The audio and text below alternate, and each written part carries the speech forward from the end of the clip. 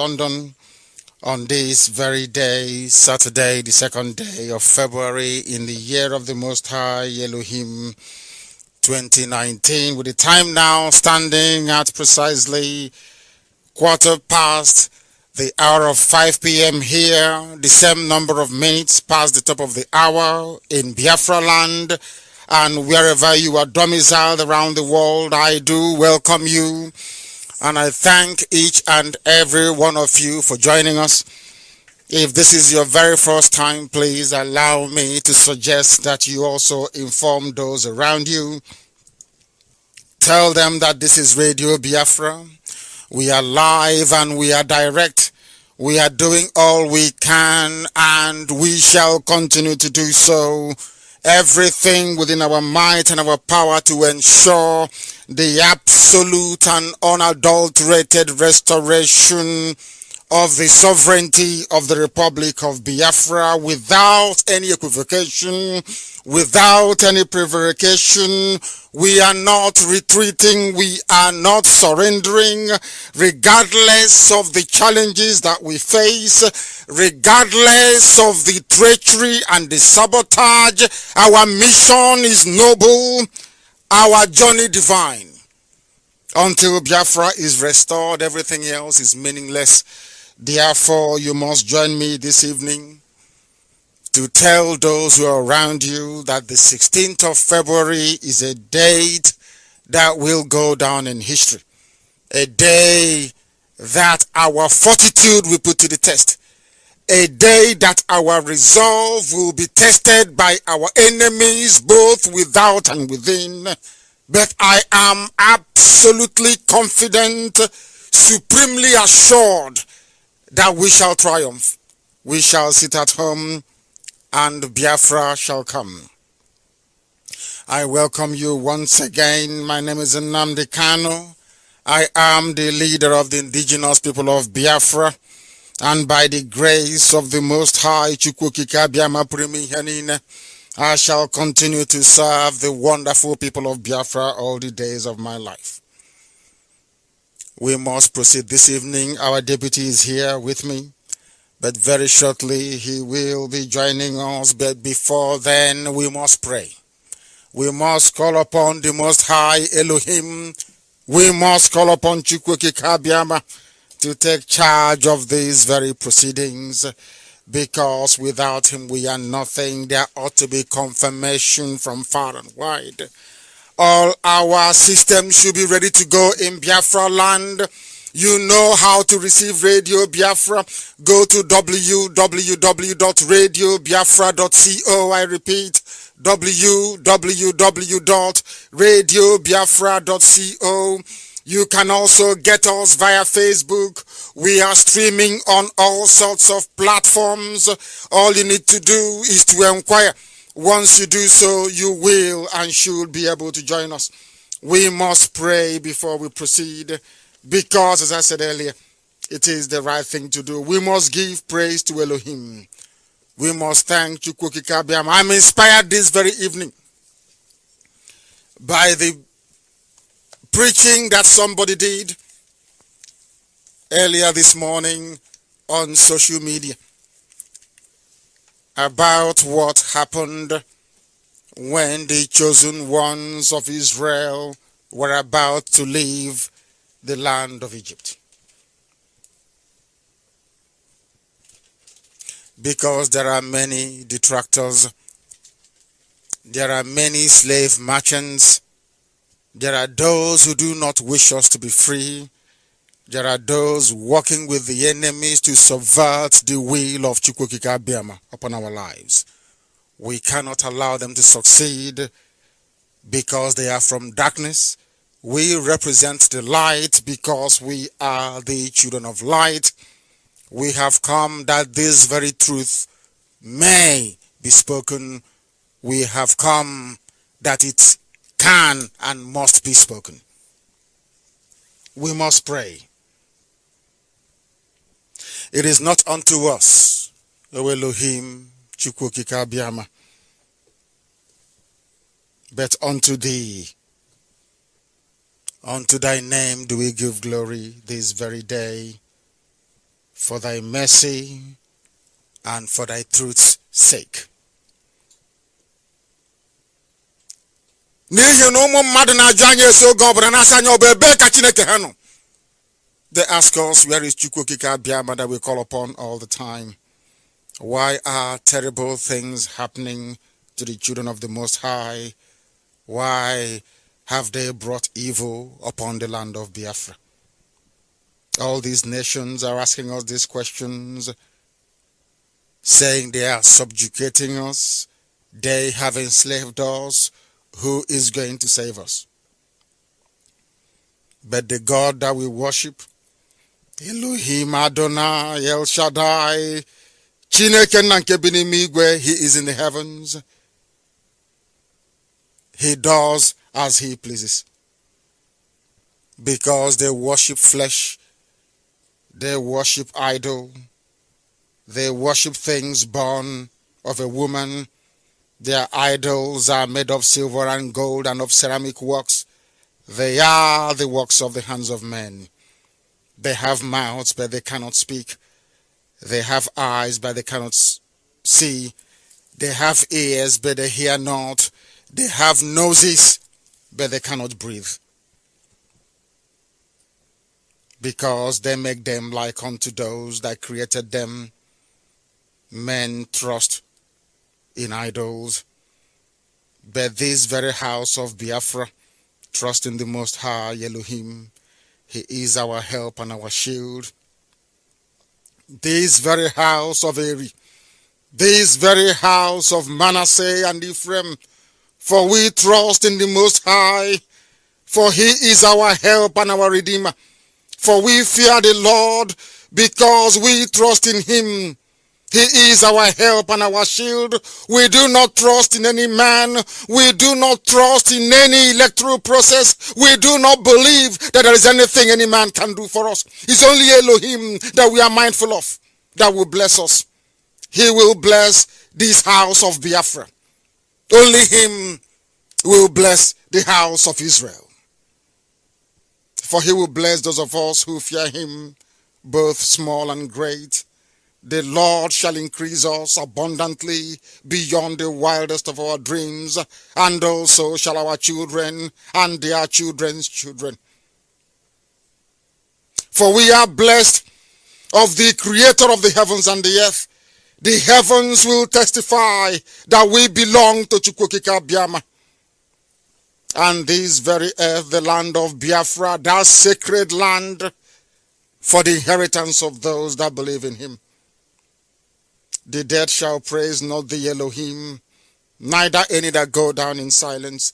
If you allow our enemies to overwhelm us, if you allow them to arrest and to kill, to torture, to pillage and to decimate, who is going to worship your holy name in the land of Biafra?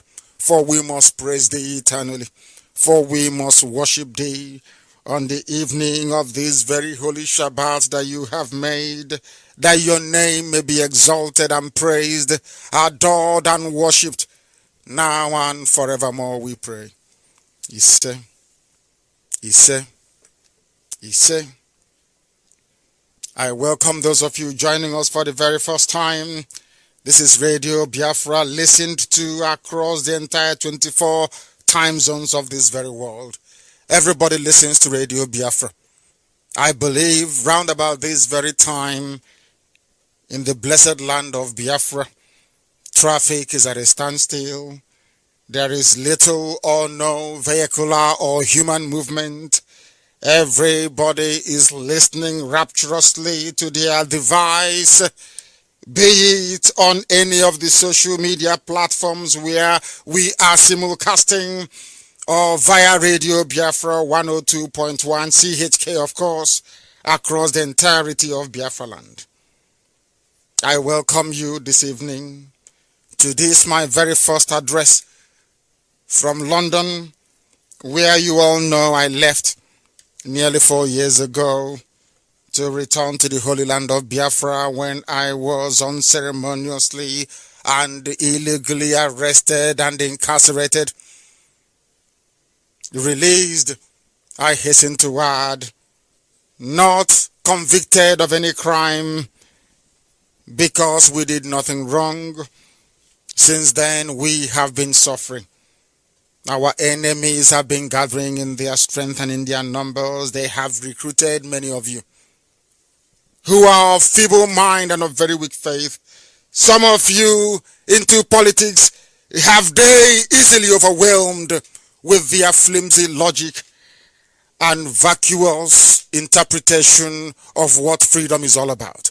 But here, we are unmistakable in our pursuit. We know what we want.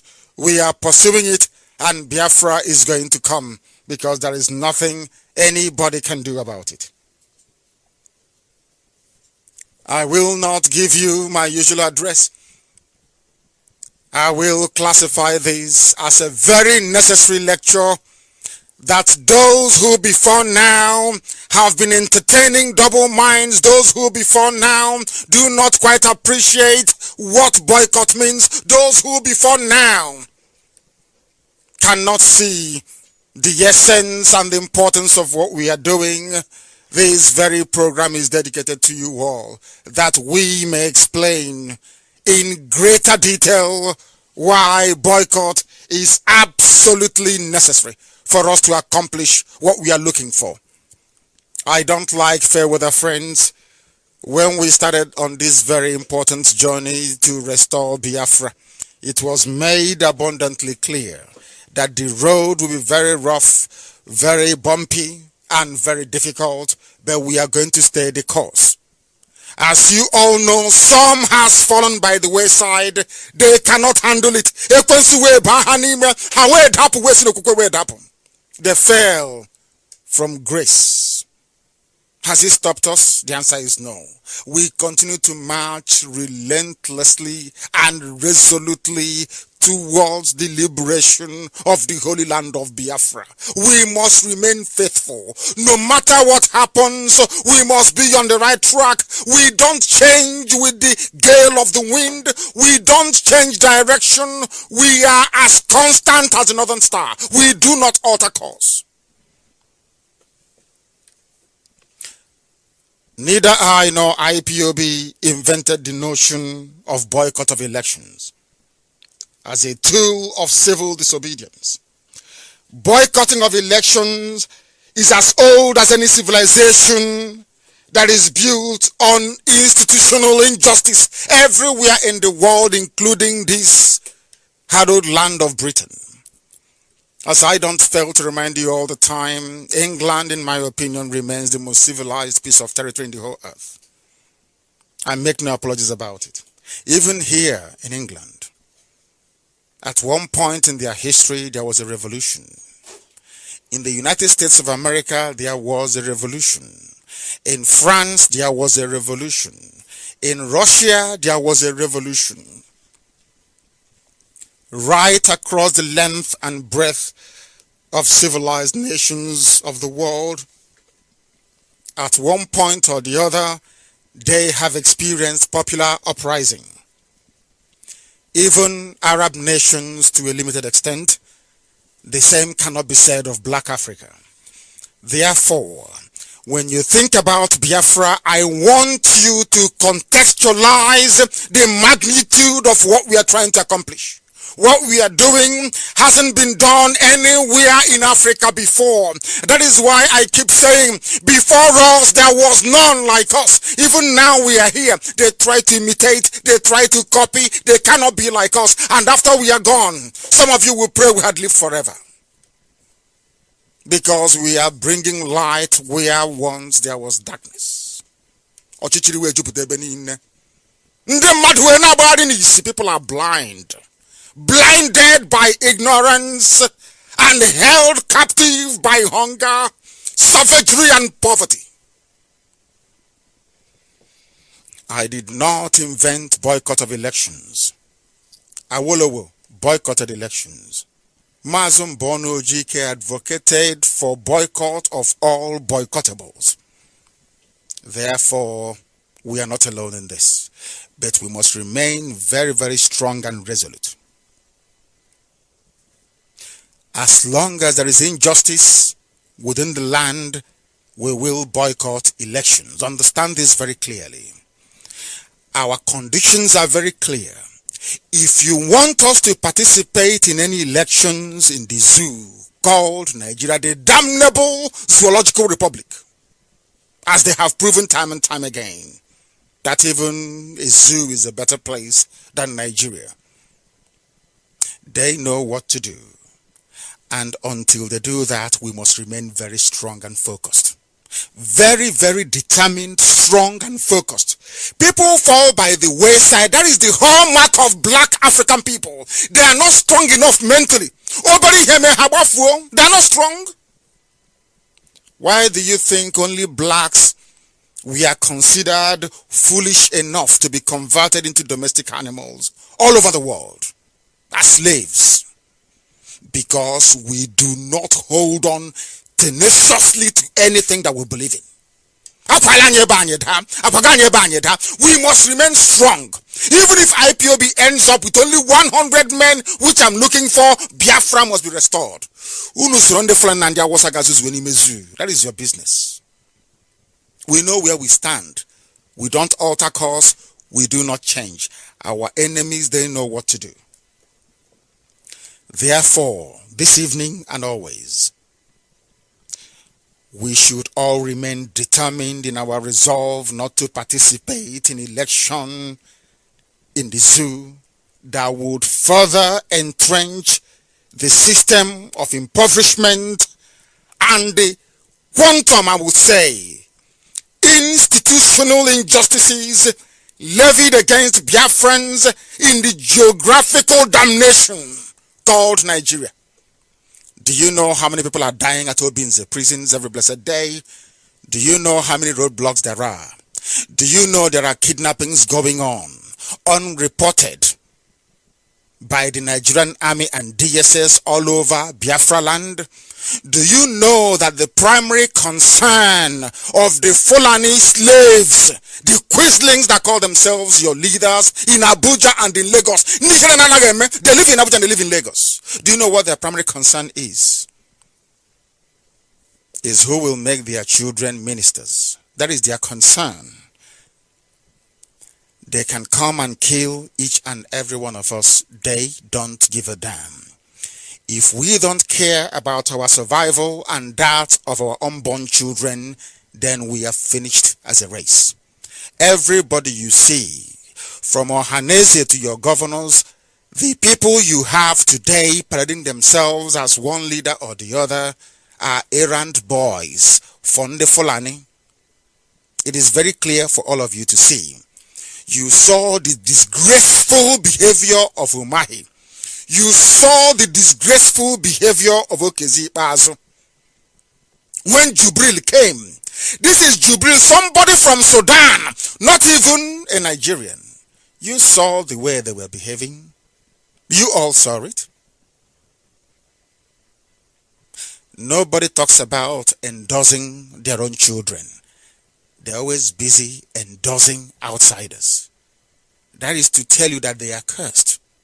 And if you allow that curse to afflict you, then that is your business. The same nonsense we're experiencing today, our fathers encountered during the time of Nnamdi Azikiwe, if you have forgotten.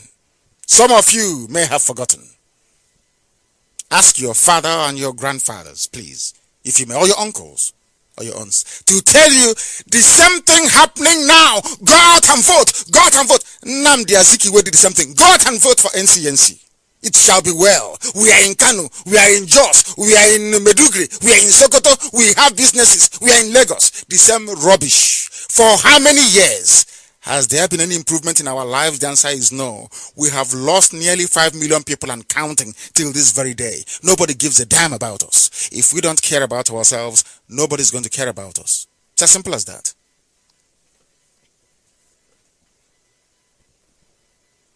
To vote in the zoo is to endorse the fraudulent 1999 constitution. Most of you don't understand the logic behind this election boycott for the simple reason that some of you have been denied the privilege of studying history in your schools. You don't understand what happens to a race that keeps repeating the mistakes of the past. The same thing is about to happen to us if we don't take time and correct it now. Nnamdi Azikiwe is no longer with us. Dr. Azikiwe, he's passed on. He fought very vigorously for one Nigeria. Where are we today?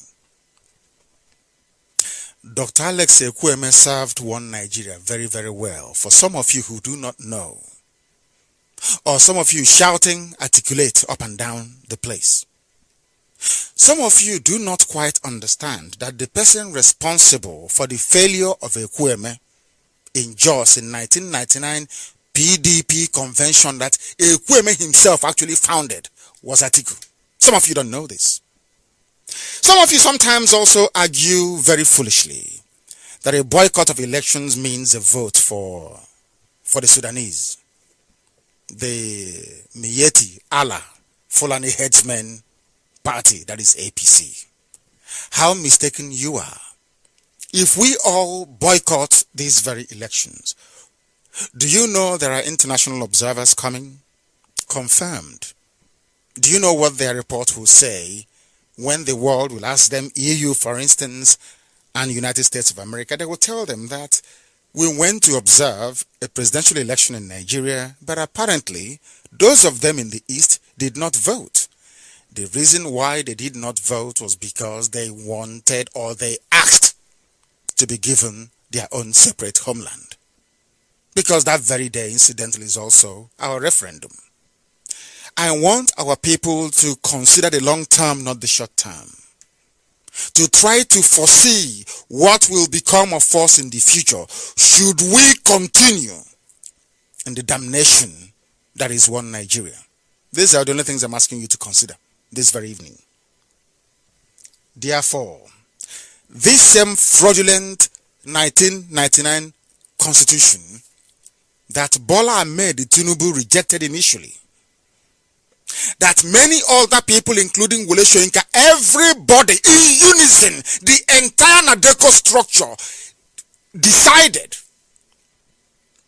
to reject the Abdul Salami Abubakar Sharia 1999 constitution. The same thing happening now was what happened then. Some people got up, some politicians said, oh, don't worry, when we get in, we'll change it. Oh, don't worry, just vote first. Let's get rid of the military first. That was what they said. Have you forgotten? Let's get rid of the, oh no, when the civilians come in, they will try and fix it. Have they fixed it? The answer is no. That same satanic constitution is what is guiding everybody till today. It has now become the norm. It has now become their own Quran and their own Bible. Nobody is talking about changing it anymore. Whereas, had Nadeko in 1999 said no to that constitution, they would have maybe perhaps waited another year or two to get a proper constitution that reflects the complexities and the aspirations of your average Nigerian. But because they were in a hurry, as some of you are in a hurry today, oh, let's get rid of Jubril and put in Atiku and Obi, things will be better. It won't be any better. Some of you have forgotten that not too long ago, a man named Belechukwu Azikiwe was there as the president. Not even Second Niger Bridge was built. I don't know where your senses have gone to. Some of you don't even reason more than a week back. I am asking you to cast your minds back. Go and do your research about 1999 and what became of the opposition to the 1999 constitution by Nadeko. It fizzled off. It went away. Typical black African people. Nobody sits down to consider the consequences of their immediate action or how it might impact the people tomorrow, or next week, or next month, or next year, or the years ahead to come. If anybody said to Nnamdi Azikiwe that when he was prancing all over the place talking about one Africa, one Nigeria, that would have meant enslaving his own people in perpetuity, he won't believe it. But look at us today. But when Zeke was running all over the place and other people talking about one Nigeria, let's build it, let's make Nigeria beautiful, as the giant of Africa, he did not know that contained within his own speech was a death sentence for his people. Let's leave them to go. Let Peter Obi go. Let Atiku go. It sounds so sweet. But in reality and in practical terms, you and I know that the Fulani cabal will not allow any meaningful devolution of power in Nigeria. You know that and I know that. None of you is talking about stopping the millions of Alamajiri flooding in from Niger Republic, which they have just confirmed the other day, by the way. All you want to do is to vote.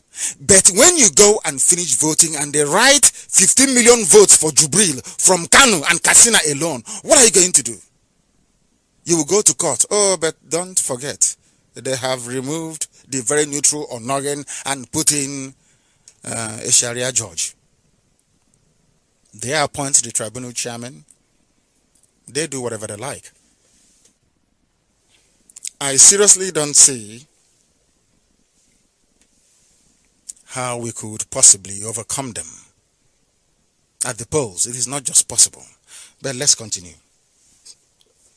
Everybody knows that the 1999 constitution is skewed in favor of the caliphate and against Biafrans and the other indigenous communities in Nigeria, especially the south of the Benue River. Everybody knows that. But the question is, what are you doing to reverse that very trend? What are you doing to stop that from happening in the future? The answer is nothing. By voting, all you're trying to do is to perpetuate the injustices and the misery against our people contained in the 1999 Constitution. Because if you want to amend it, they'll say, no, it's a no-go area. They have inbuilt majority. So you can never change anything. Forget all the nonsense about who restructure, who devolve power. It's rubbish and they cannot do it. Fulani will say no. And what are you going to do? Nothing. They removed Onogen. What did you do? Nothing. They removed our brother from Bayelsa, who was appointed, incidentally, Subanjo appointed as the DSS Director General. What happened? Nothing. They came to our town at Mpo and massacred us. What happened? Nothing. Is River still there? It's not been revisited. Anywhere we go to, they kill us. They say, oh, don't worry, we'll set up an inquiry, panel of inquiry. Nothing comes of it. Nothing ever comes of it. If some of you don't reason all these events through, I do. It tells me one thing, that the way we reason as black people is fundamentally flawed. The only thing we see in front of us is this very shiny gold. Let's go and vote. I know some of you will sell your PVCs for maybe 5 or 10,000 naira depending on where you are. And then the next day you will have the temerity to come out, stand up and complain about bad roads, no schools, you're suffering, the price of everything is going up. But you don't know that you are directly contributing to your own suffering by going out to vote. In an election where the outcome is already determined, heads or tails, Fulani will win. Or you can't see it. You are too blind. Rather than asking us to go and vote out Jubril at the ballot box, why don't you try something that every nation have tried in the world and it's worked for them, which is a popular revolution? Say no to them. We've had enough. Enough is enough. Believe you me, things will change overnight. The problem there is the constitution. Forget all the nonsense. Oh, you elect senators and rubbish. Tell me the senator that will stand up and make any radical proposals. They will simply tell the IG, you've seen what's the name of that guy from Kogi? They've been dragging all over the place. Dino Malai. There is no immunity even for the senators. So if they're asking you to go to the Senate and make your points known, as if they're foolish. Once you make your points known, they open up a corruption inquiry against you. They ask you to go to CCT to declare your assets, and then from there, they invite the IG of police to be chasing you all over the place. And yours is finished. I keep asking myself, why is it that black people can never reason? When I say this, people in America, they complain. They say, oh, the world is listening. Don't disparage black people. Don't castigate them. But I'm only telling you the truth. Why is it that we cannot? After all, there is no civilized black country anywhere in the world. That is the truth. There is no civilized black country anywhere on this planet. Even in South Africa that whites built, we are running it down, aren't we? That's all we are good at doing. Running things down. We never think critically and properly. It's only about the need of the stomach today. I have said to those pressuring me to call off this very boycott that you know what to do. Sign that document for me. They all have it. Sign it for me, then I'll call it off. And they know what the document contains. The 1999 Constitution is the problem. How you get rid of it is to revolt against the Constitution. Don't revolt against any individual. It's against the institution itself. That institution is the 1999 Constitution. Do away with it and your lives will be a lot more better. Can you see the effrontery in APC promising Yoruba people the presidency in 2023? They have excluded other people. Other ethnicities don't matter anymore. It's only about the alliance between the Yoruba Muslim and the core Arewa Caliphate. That's all that matters. After all, the Yoruba Muslims control the Yoruba media. The Arewa North, they control the levers of power. So that's it. All we need to do, those of us from Biafra, is to keep begging. Oh, allow us in. Make us VP. Why don't you give us IG of police? Oh, if that wouldn't work, give us AIG instead. Begging like a bunch of fools. Sit at home on the 16th of February and you see that things will change for the better. Forget all the doomsday predictions. They will do this. Never. The world will know we are united in pursuit of one simple goal. The emancipation of the land of Biafra. No part of Africa is free. Biafra will represent the beginning of hope for the entirety of black man all over the world. Not just in Africa, but all over the world. And they know this. They know this very, very well. The fraudulent constitution of the zoo, which some of you that are asking you to go and vote for, oh, forget everything. We must get, who told you you're getting rid of anything? Oh, you got rid of Abdul Salami Abubakar in 1999. Did anything change? The answer is no. It's gotten worse. You ended up electing a man who was not only sickly but was unqualified for the position, a man who actually overthrew a democratically elected government. Some idiots talk about anti-corruption fight as if it is a fight for the military, as if only one person can do it. Once you structure your laws to eliminate corruption, there will be no corruption. If you make a law saying that no president should have access to the national reserves, you stop the looting of the treasury. They won't go there. If you say no permanent secretary should have access to the account of the state, nobody will go there. We're in the UK. I'm in the UK right now. So you're telling me that Theresa May can call up the governor of the Bank of England and tell him, oh, I want a few gold bars, bring it to Downing Street, and they will do it. She won't even try it. She'll go to jail. But you people, you elect somebody who is a stark illiterate, now replaced by an impostor from Sudan. And you gave him all these powers. When they came after me, you said nothing. Now they're coming after you, one after the other. So your common sense never told you that when they go after people you think are your enemies, you must also defend them, because you don't know if they're going to come after you. Is that not common sense? So why do you think that white people don't like injustice? Because they know if they allow this injustice to continue, one day it will affect them as well. But a black person never reasons that way. We've spent years and years and years abroad studying, but we ended up learning nothing. I love you all. That's why I'm telling you this evening. Sometimes I speak and people think I hate. I don't hate you, no. I'm just telling you the truth. The fraudulent constitution is the precursor to the fraudulent elections that will take place on February 16th. That day is our referendum day. We are boycotting it. If you want the constitution to fall, then you must stand on the side of freedom. Do not vote. because what you're voting for will suppress your freedom. It will not promote your progress. It will only retard it. And this same constitution you're voting for on the 16th is the source of much unhappiness in the land. It is time for our people to learn from the experiences of those amongst us who have slaved for the zoo, especially in the present government. Participating in the previous elections have not benefited us. So what makes you think that this very one on February 16th will? Can't you see how trapped and unhappy Amechi is? Remember Chimika Amechi? They spent reverse money electing a dictator. How about Obon Nayono? Do you hear about him anymore? How about Onogen? How about Emiefele?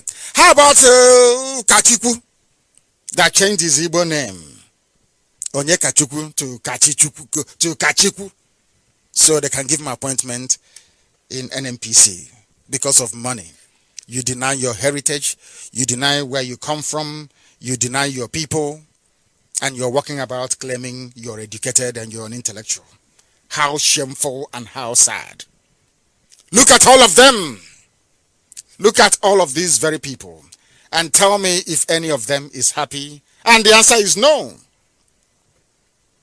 Look in a system that continues to reel out injustices and humiliation to their own people while they feel powerless to even speak out against it. They say they are leaders. Oh, we Igbo leaders. And we ask them, where were you during the Mpo massacre? Where were you during the National High School massacre in Aba that OKC was supervised? Or when they invaded my house and killed 28 of my men? Where were all of you? Do you know the meaning of a leader? Do you know what it means? Is IPOB armed? Do we have guns? Do we have weapons? Have we killed anyone? The answer is no. It's just random of some to tell you how crazy Nigeria is and Nigerians, and why I keep saying all the time that that the way that we blacks reason makes me wonder, sincerely speaking, if it was actually God in heaven that made other people that created us. And I'll tell you why. Go to Google and you'll find out that hunters in Borno State have been recruited to fight Boko Haram. Hunters. To fight Boko Haram, an armed terror insurgency group. The terrorist group. Whereas in Biafra land where there is no war, battalion upon battalion are being deployed on the streets to kidnap and to kill people. If you go to whoever is in charge of Obinze barracks in Owerri, they arrested somebody in Aba and took him there. He was there from Monday to Wednesday of this very week. He said within that period, 12 people died in their custody. They just see you on the street and they kidnap you. And they take you to Obinze. And they leave you there to die. Some they stop at their useless checkpoints. That is the country you want to go and vote again in. Ask yourself, 1999 there was voting. What happened? 2003, if I'm not mistaken, there was vote again. What happened?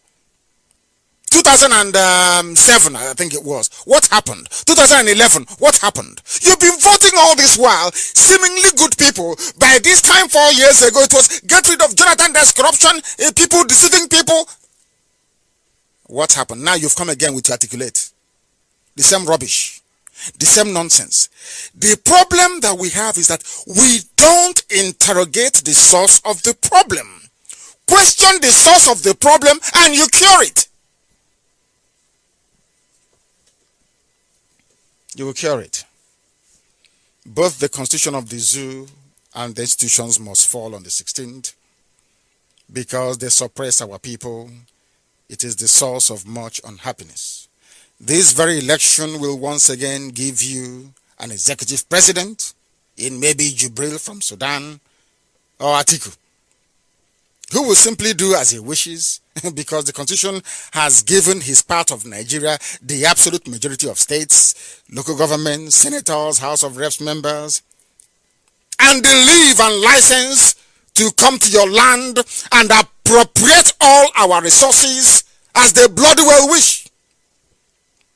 Is this what you want for yourself and your children? Your future, Your children's future is at stake. If this is not what you want, then don't vote. Sit at home and your vote will be counted as a referendum rather than as acquiescence to self-injustice. It was once said that nobody can discriminate against you without your consent. It is as simple as that. If you allow discrimination, it will continue unless you rise up and you fight it. In apartheid South Africa, the effectiveness of boycott found eloquent expression in June 16, 1976, youth uprising in Soweto. But in the zoo, the youths are the ones taking selfies with those impoverishing them. How sad indeed. I published it, and in one of my accounts, Facebook banned me. I know it's the Yorubas working for Facebook, that it went against their community standard. Remind useless Nigerian youths that in 1976, June 16th, there was an uprising in Soweto by the youths. But in the zoo, the youths are all over the place messing themselves up. Very, very sad indeed. The youths of Soweto extended the boycott of schools in South Africa to the boycott of elections. Before then, they had been applying soft resistance in their demand to be taught in their mother tongue. But all their efforts fell on deaf ears.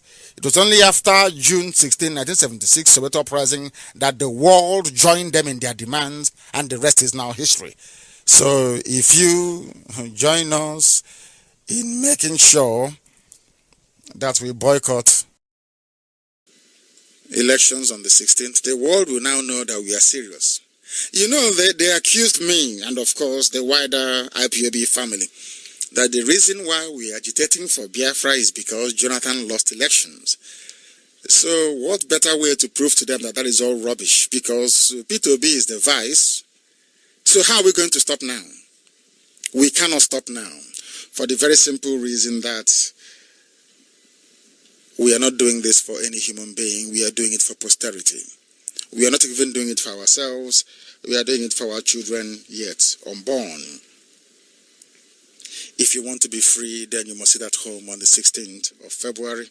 Going out to vote means validating, or should I say revalidating, your slave status for the next 4 years. I told you 4 years ago that you will all regret voting. We canvassed for boycott 4 years ago, and we are boycotting for it today. We are canvassing for the boycott this very year. Because we are consistent. We don't change. The only way they can get us to change is to accede to our demands. And they're very simple. Very, very. So rather than coming to me asking me to lift the ban on boycott of elections, ask your masters, your Fulani masters, to meet my demands. It's as simple as that. Apartheid became history, and Nelson Mandela's 27-year incarceration achieved nothing for the oppressors. The same way that my imprisonment, the killing of Biafrans all over the place, will not give them the one Nigeria they so madly crave. It is impossible.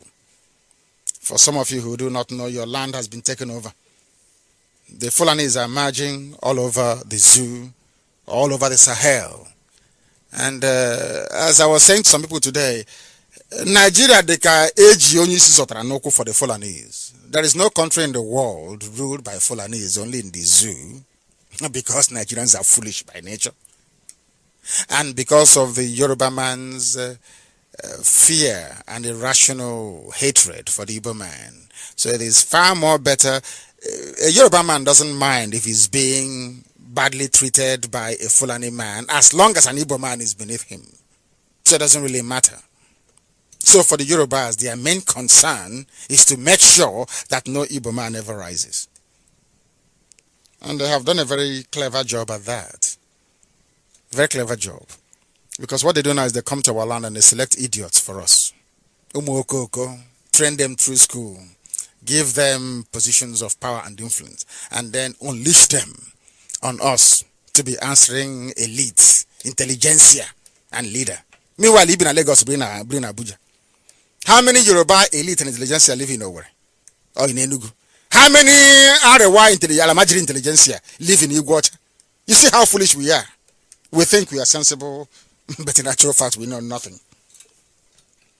Time and again, boycott historically has proven to be a necessary tool of both active and passive resistance. I need not mention other nations which in the recent past has applied boycott as a means of expressing and achieving their demands for freedom. In my previous broadcasts, I had mentioned some of those nations, but I will not bother you with it this evening. But all I have to say is that in all these nations, the result is very clear for all to see. In the end, victory was achieved. That is going to happen in the case of Biafra. I have no doubt about that. I know some of us have trader mentality. Once you trade, you want your profit immediately. It has to be instant. If it is not there, then you give up. We have seen some of those in IPOB. They come and they go. Do we slacken our effort? The answer is no. We continue relentlessly to march towards our freedom. Some that never knew that by nature they are traitors and saboteurs, they came to IPOB, they found out that by nature that they are evil people. We expelled some of them, and some of them left out of their own volition because they know that where we are, we remain whiter than white and whiter than snow. Nigeria's experience with election boycott in 1964 tells the same story. But they have banned history in your schools and those won't teach you that in schools. Awolowo called for boycott of elections. Yoruba people were talking nonsense on Facebook. Just like some Yorubas we are saying, oh, Nnamdi Kanu, he ran to Israel. And do you know the funniest thing? That Wole Soyinka was also in Israel when Abacha was pursuing him. They never came to his house, but he ended up in Israel. But because Yorubas control the media, they use, you know, that sometimes our people, especially in Lagos and Abuja, they're one of the most useless set of people in the whole world. Because they always want to please Tunde, their friend. They want to be seen as belonging. So the only way they can be seen as belonging is to castigate their own people, to run their own people down, so they can find acceptability within their peers among the Yoruba flock. Or the Fulani flock, so to speak. Referendum is called a plebiscite. It is nothing new in the zoo. Some of you may be very shocked to know this. Do you know that Atiku Abubakar is from Cameroon? His area of Adamawa used to be in the Cameroon, and out of plebiscite they joined them to the zoo called Nigeria. Are you aware of that? No, you don't know, but now I'm telling you. They used to be part of Cameroon.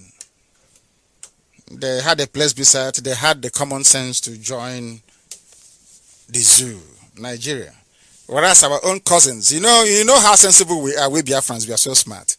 At the end of the day, look at Ambazonia. They opted out, they said no, we want to be part of Cameroon. You know that thing, it's autonomy. They want to be autonomous from their own kith and kin. Today they are being slaughtered like cattle all over the place in Ambazonia. But the same plebiscite was held in Adamawa. Atiku Abubakar and his people chose to be Nigerians and not Cameroonians. Do you see how the wheel turned? So there's been referendum before and plebiscite. That was even how the the Midwest was formed. Some of you that know Midwest, the Midwest region in those days. We must also realize at this point in our struggle that what this boycott essentially represents. Mobilization in all sections and within all nationalities in Biafra must be seen as a major part of our project, and this should involve also our professional groups, the academia, and our general populace. Our boycott of the presidential election is an indirect referendum, and therefore should be considered a major assignment between now and the 9th of 16th of February 2019. Nothing can be more powerful than the human spirit, especially when they all come together as one and in pursuit of the same goals and ideals. We as a people have the right and the duty to make these sacrifices, both moral and religious, not just for our own preservation in our time, but for the preservation of those who are unborn. That we are standing under a shade today means that somebody must have planted that tree very many years ago, or that nature decreed that it must be there. That is why we must continue relentlessly to ensure that the boycott is total and complete if you want the evil happening in the zoo to stop. Some of you don't know this, but I will tell you. Do you know that when DSS in Nigeria arrests anybody, they come to your house, they steal your private personal properties, even that belonging to your wife and your children. They take it to DSS headquarters in Abuja and they share it amongst themselves.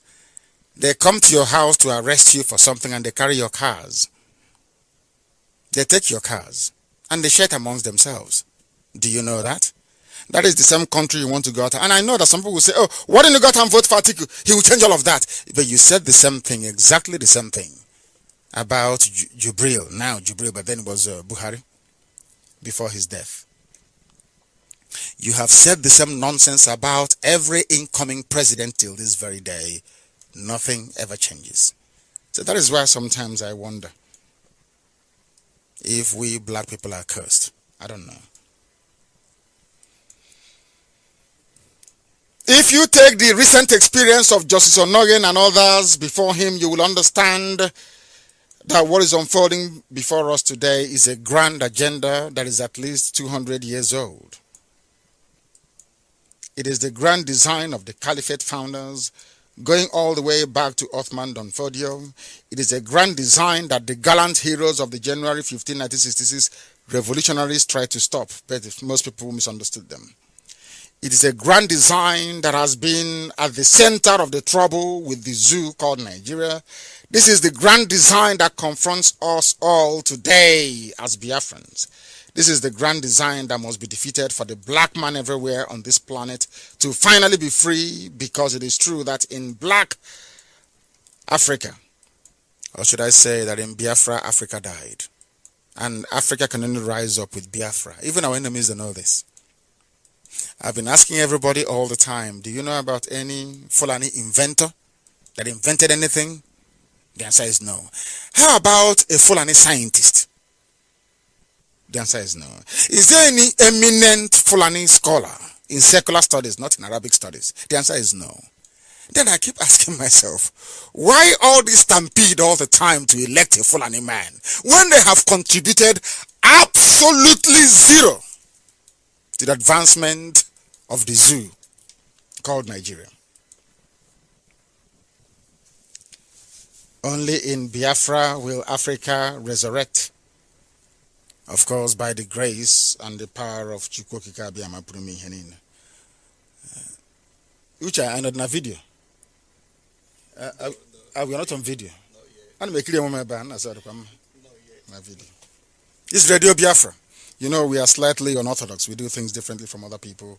We are coming to you live and direct on this second day of February in the year of the Most High Elohim 2019. The time now is 8 minutes past the hour of 6 p.m. here in the evening in London at our studios. My first broadcast for nearly 4 years from this very place. It is no secret that Jubril, whom some of you idiotically call Buhari, is the arrowhead of the unfolding grand design of the Fulani to dominate the whole of the Sahel region. If anyone is still in doubt as to this design, the recent rally in Kanu by Jubril, this rally attracted 2 serving Fulani governors from Niger Republic. Their attendance should send a very clear message to you.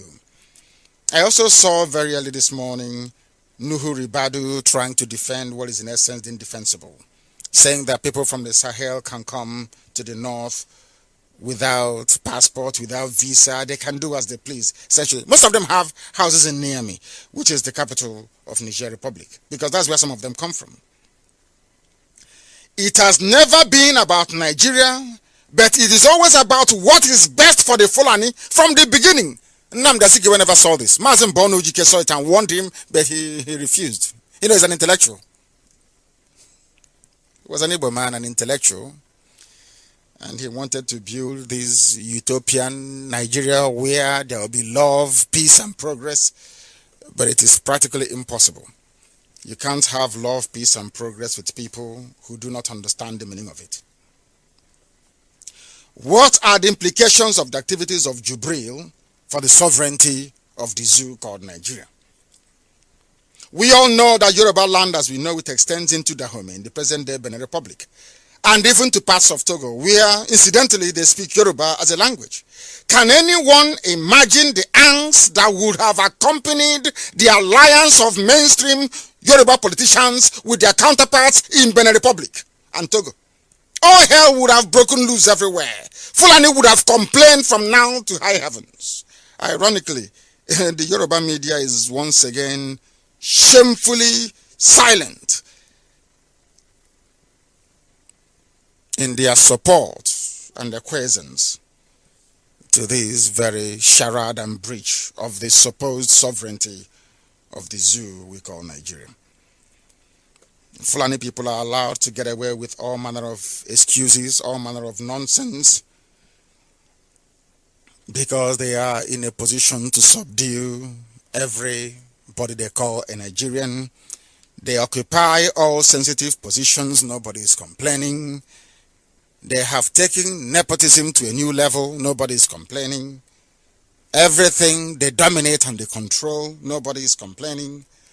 And all the Yoruba does is to say, as long as you give us the presidency in 2023, you can kill, you can loot, you can pillage, there is no problem. Fulani are being allowed to get away with these excesses because they have subdued everybody. Nigeria has effectively become a Fulani caliphate before our own very eyes.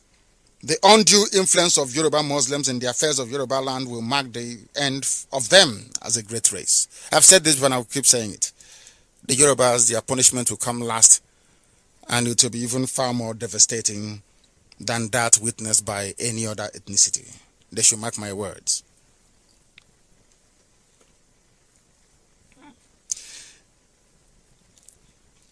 The Yorubas have not learned from history. The Afonja and Janta Alimi saga is still there.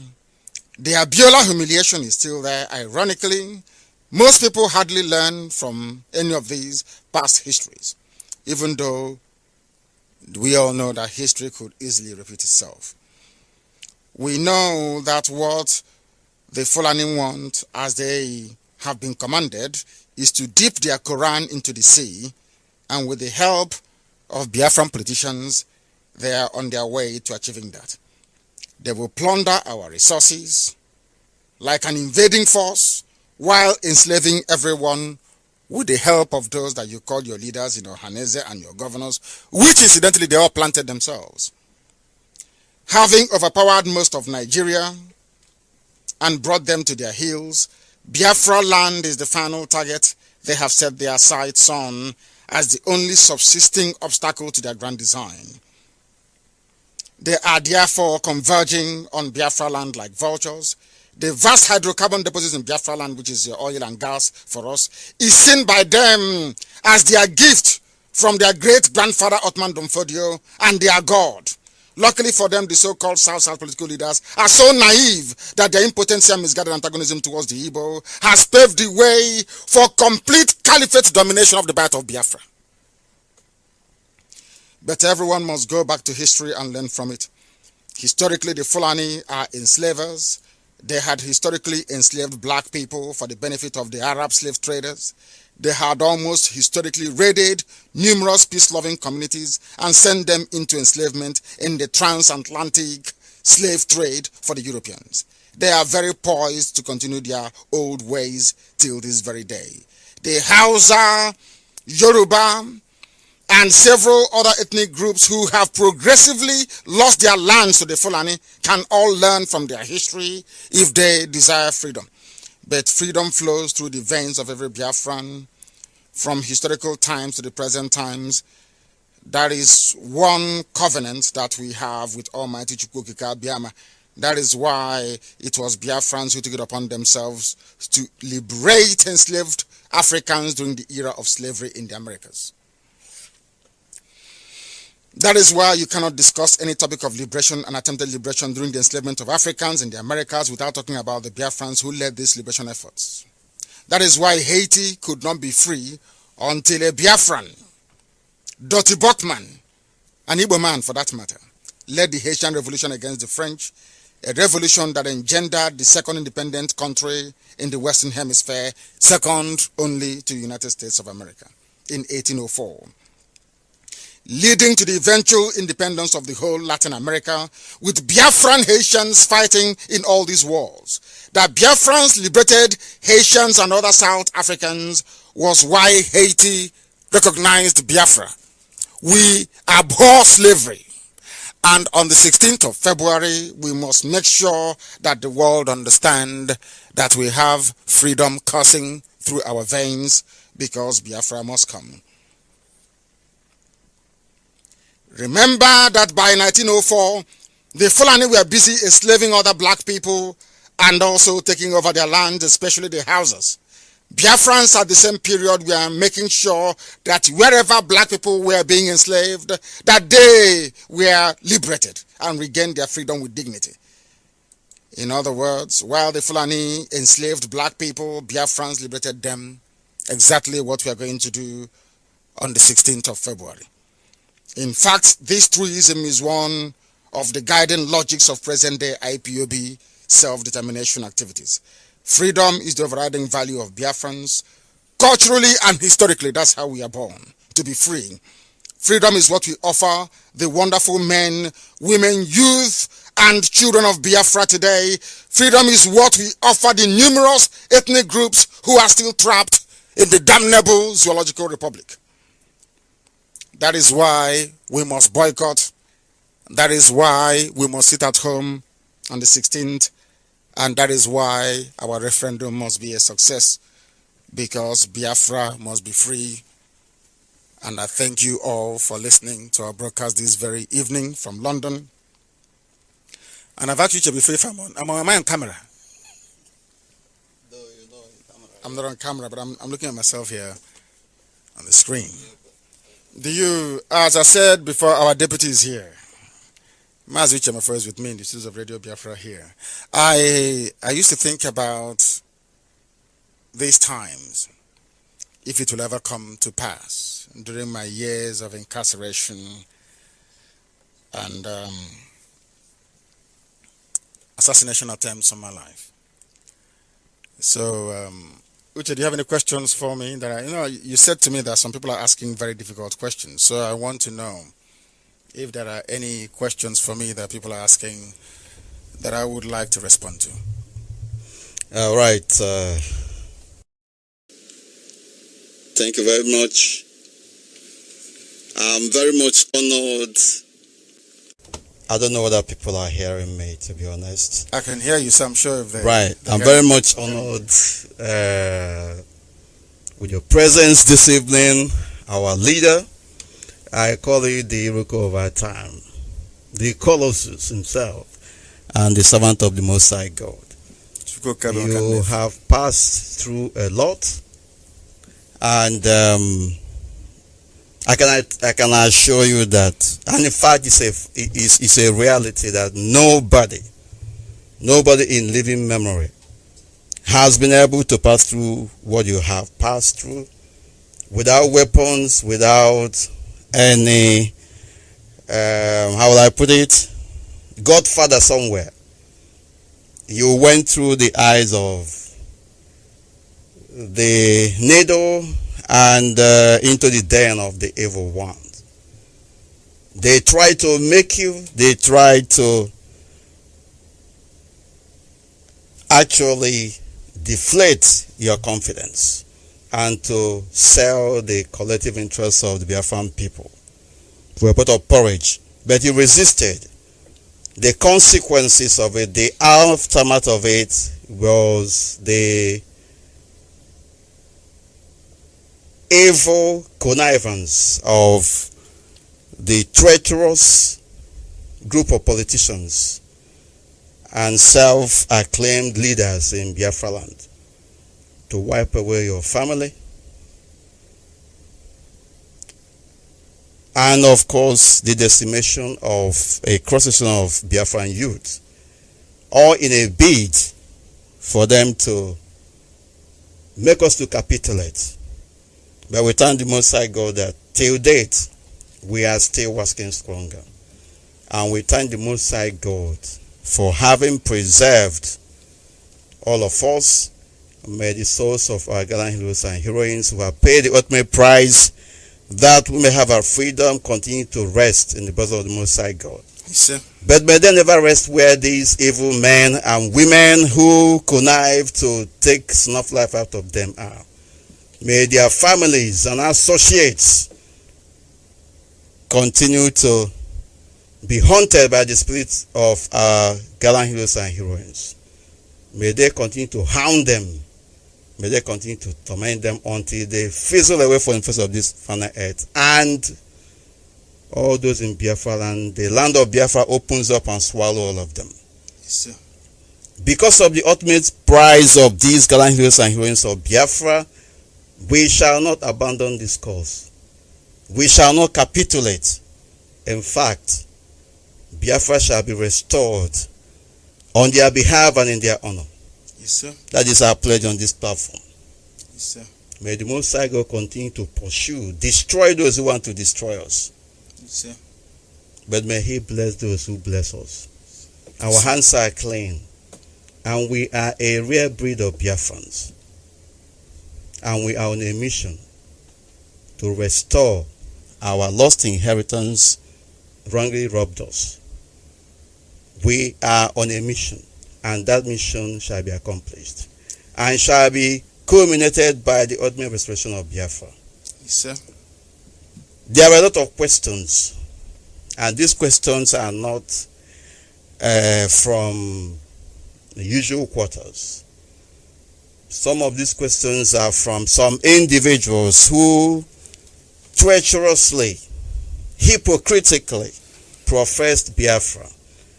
But now, because somehow money has been waved in their faces, they decide to switch side. But we are not deterred. The circumstance in which we find ourselves portend or presupposes that we remain focused and resolute until total freedom, total liberation is achieved. We are a group of conscientious men and women occupying a high moral ground. The zoo called Nigeria shall be afraid of us, not us being afraid of them, because we are children of light. What else can I say? I must commend you, our leader, and welcome you back here in United Kingdom. Thank you, John. Thank you very, very much. Thank you.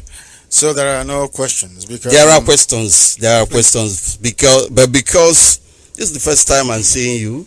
I mean, at least in our studio, so I will have to say one or two things. Of course, of course. We will have to start with the urgent issue at hand, which is our dedication, our commitment to the boycotting of the already rigged presidential election of the zoo called Nigeria. It is a commitment and a very huge responsibility on our shoulders. The question is, are we going to discharge? The answer is absolute yes. Of course we will. As a result, there's a caveat. Right. Unless there are of course, seats or demands. of course, we have always been saying it. Any day I ask people to go and vote, you know they've agreed to the conditions I gave to them. It's as simple as that. Of course. And so, the argument raging now is the advantage or otherwise disadvantages of boycotting or not boycotting the forthcoming already rigged election of the zoo called Nigeria. I want to reverse the question and ask you this question.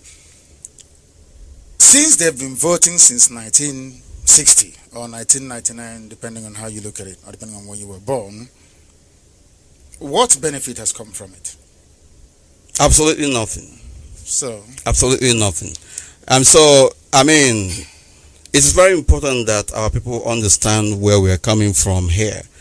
That is the only reason, with the exception of in addition to the spilling of the blood of innocent Biafrans, who did nothing other than that they were asking for their freedom.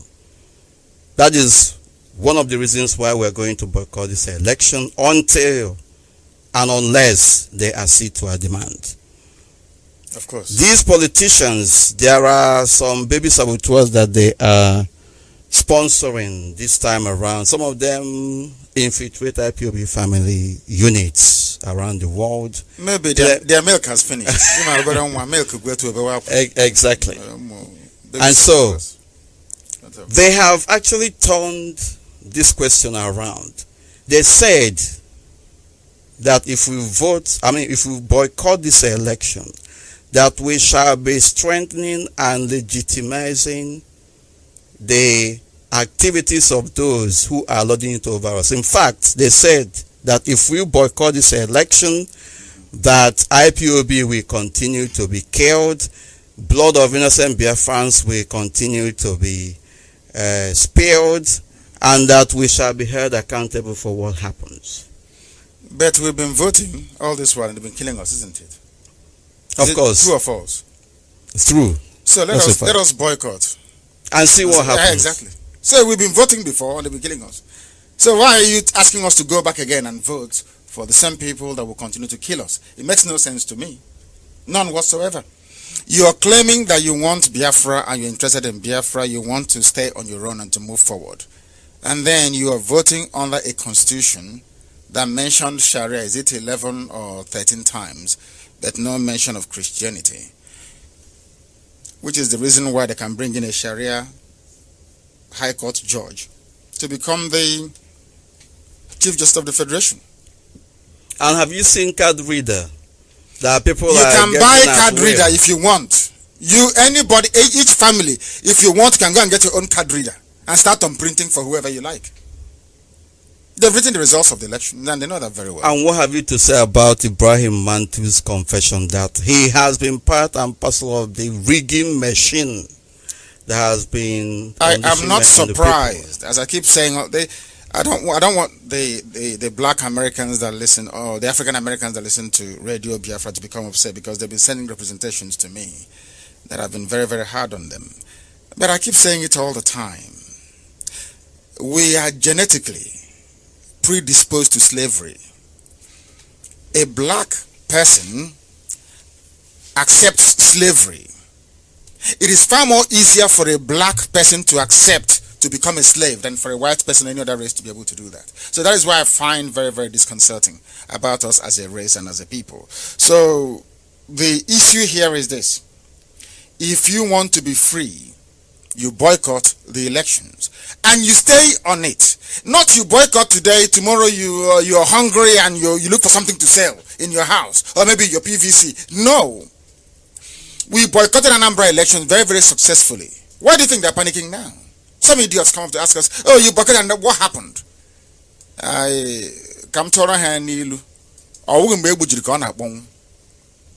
It's a long-term game that we're playing. And in the end, Biafra will come. We will keep rejecting and repudiating everything about a damnable zoological republic until everybody collectively come to their senses that we no longer wish to be part and parcel of the fraud called Nigeria. And at that point, I'm sure that we will leave, starting from the 16th of February of this very year.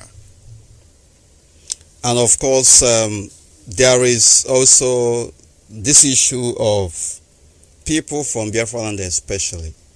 Not Fulanis, not Yorubas, but people from our land.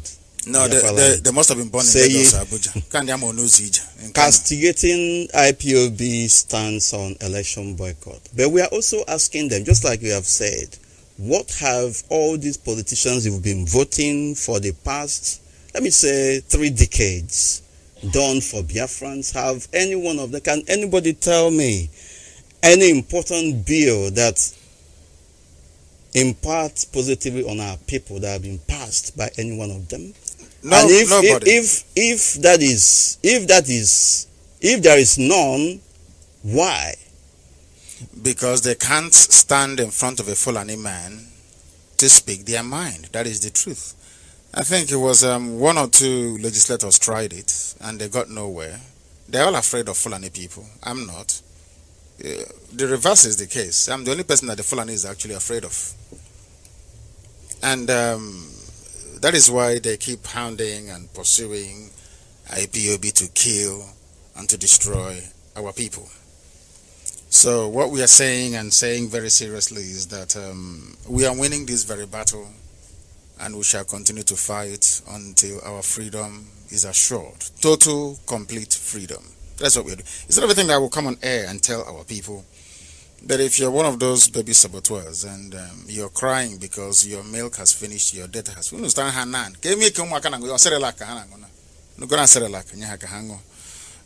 so they become satisfied. Buy them data and give them what they want, and they'll leave us alone, and then we'll continue the very critical work that we're doing. When somebody gets up to try to run down what we are doing, you give them more oxygen by paying them attention. I ignore people because all your ranting makes no difference to me. For all I know, you could be one Rabiu from Guzo answering Ikechukwu Adenaka, writing rubbish. Or you could be somebody born under the bridge near Kokomaiko, and maybe you come home on the 24th of December and you return to Lagos on the 2nd of January, maybe once every 4 years. You are more Yoruba than your Igbo. Your parents could be Igbo, your parents could be Biafrans, but you are not one of us, and you can never be. So these are the issues, and I've also always said this before. When you have somebody who claims is your leader living at the age of 70 something after retirement, in your 70s, in your 80s, in your 90s, and you're either living in Lagos or in Kanu or in Abuja, what does that tell you about that very person and the any quality of advice coming from that individual? At that age, you should be in the village, holding court, advising and guiding people, not staying in a foreign land. So these are some of the issues that we encounter. They are paid, of course. We don't pay anybody. IPOB funds itself. So we don't have money and there's too much hunger. And I've said it time and time again. Once a black person is hungry, you can get them to do anything for you. They can kill their parents if you want them to. Once they're hungry and you flash 2,000 or 3,000 and ask them to, commit one heinous crime or the other, they will gladly do it. We don't have that resilience, that mental toughness to go through very difficult period without capitulating. I went to prison and I came out. They came to kill me and I said, no, I will not compromise. You have nothing to offer me that is better than the freedom that I'm pursuing. And I rejected every offer they made to me. Some people would have capitulated. But I said no. And I'm saying it till this very evening from our studios here in London. If you want me to call off the boycott, sign for me that you agree to IPOB demands. Then I lift the boycott. As simple as that. If not, the whole world will know come the evening of the 16th that these people mean business and are leaving. That's what we're trying to establish. For the world to know. So nobody will come and say, oh, it's because Jonathan lost the elections. Some of you are not privy to the information that I've seen. Both in Israel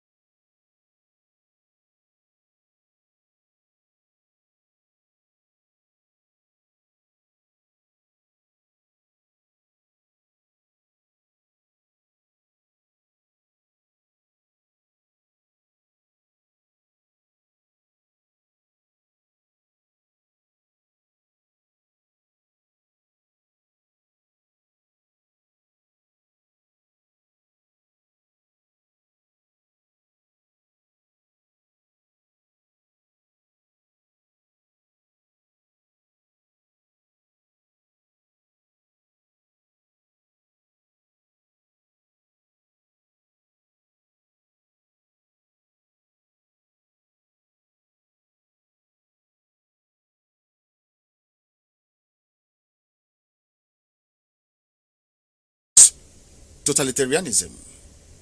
When the dead Buhari refused to obey court order in my case, and that of Dasuki, and that of Sheikh Al-Zakzaki, people thought it was a joke. Do you see how members of the judiciary, of course, even Onoyen himself, so, even some senators, including Dino Malai, they kept silent. Everybody kept silent. But now, all of a sudden, this monster has now grown. It's no longer about Nnamdi Kanu, Dasuki, and El Zakzaki. He has now gone on to start consuming them. And some people are saying, come and vote them out, and all that. And I tell them, go and use your PVC and vote them out.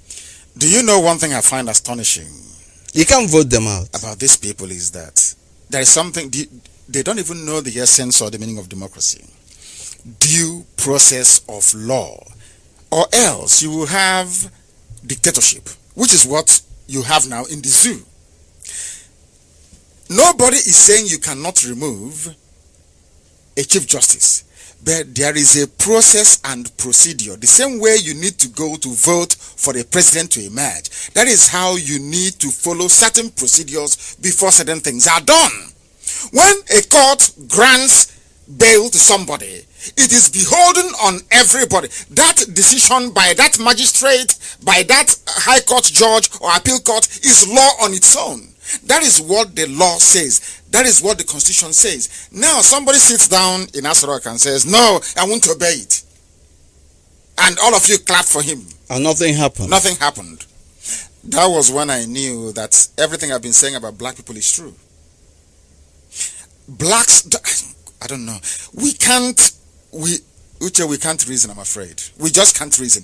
Because you should have known at that point in time that what this man is doing to these people in detention, illegally in detention, he will also do to you one day. Now he's coming for them one after the other, even the senators. Imagine what Jubril will do. In fact, what Abba Kyari will do once they get in again. If you want me to lift the boycott, sign my conditions, return it to me, and that's it. If you don't do it, we are sitting at home. It's as simple as that, and the world will know how serious we are. Instead of coming to IPOB, this is to tell you how disingenuous and evil these people are. Instead of them to go and put pressure on all these politicians to meet the demands of IPOB, they are coming to put pressure on IPOB to go and vote with nothing. Where are the conditions? What sort of restructuring are you talking about? Are you going to devolve power to the regions or to the 6 regions or to the 1963 constitution? Nobody knows. So what stops Atiku from going to the Senate when he wins? He tells people, I've introduced a bill in the House to restructure Nigeria back to the 1963 constitution. And one Fulani half-educated dimwit stands up in the House to condemn it. What do you think will happen? The bill will fall. It will fall now. He will tell his democracy. And they have overwhelming majority. They have inbuilt majority. Inbuilt majority that you can never... is the death and the fall of an Igbo man. So anything can happen in the zoo. As long as that thing is against an Igbo man, Yoruba will support it. This is what our people should be looking at. They don't, some of them can't reason. Because in the real sense of it, no matter the number of people you voting, they will still rig the election against them. And in the House, they will vote down any bill that is for the progress of our people. Example, the last of it was Victor Ume. There was a bill that he sponsored, and they swept him out away. Have you heard anything about the bill too now? No, the bill did not see the light of the day. Let me also tell you about the conspiracy amongst Igbo politicians. When some people came to me and said, what are your conditions? And I listed my conditions and I gave it to them to pass on to whoever they want to give it to. And those conditions I spelled out were circulated amongst Igbo legislators in both houses. Do you know what they did? These people are evil. In order to subvert this very effort by IPOB, they hurriedly put something together called Southeast Development Bill. But the only reason why they put it together was to try and rubbish the conditions that I had given to their masters. in Fulani land to agree to before we do anything, or before we even contemplate calling off the boycott. These are the things that our people do not understand. These are the things that people do not know. If some of you know what I know, believe you me, you will stone them to death. They are evil people. All of them ban on. It is only IPOB that is the light. And they know that we are unbuyable. You cannot buy us. Now, it's not possible. You cannot buy us. We keep speaking the truth. But some of them don't understand this, or the effort we are making to try and save them. Benjamin Madubugu was arrested, charged with all manner of nonsense, which they cannot prove in any competent court of law before the court of Justice Binta Nyako.